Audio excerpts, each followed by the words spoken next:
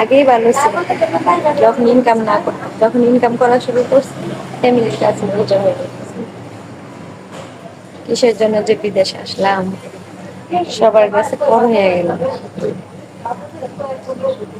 সারা মাস কষ্ট করি আমরা, আর মাস শেষে হিসাব করে তারা। এক মাস যদি কম টাকা দেই, বেতন পেয়ে কি করি, আগে এই প্রশ্নটা করো। আর নিজের টাকা নিজে ভালো করে খরচ করতে পারলে হিসাব দিতে হয় বাড়ির মানুষের কাছে। এক মাস যদি কম টাকা দিয়ে হয়, তাহলে বাড়ির সবাই অপমান। আর যদি এক মাস টাকা না দেওয়া হয়, তাহলে তো কথাই নাই ভাই। ফোন তো দিবেই না, কথা ধরানো চেঞ্জ হয়ে যাইবে।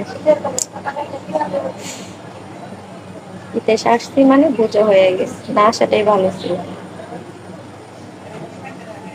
এটা আমি না সবার ক্ষেত্রে, যখন বাহিরে কেউ আসে, নিজেরা কষ্ট করবে, নিজেরা কষ্ট করবে, অথচ নিজেরা মন মতো টাকা খরচ করতে পারবে না, কিছু করতে পারবে না, হিসাবটা বাড়িতে দিতে হবে।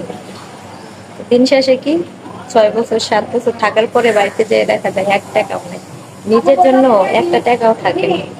6টা বছর পার করে দিলাম, যাবো বাড়িতে আর কিছুদিন পরে, ফ্যামিলির কাছে জিজ্ঞেস করলে বলবে এই কয় টাকা দিছিস।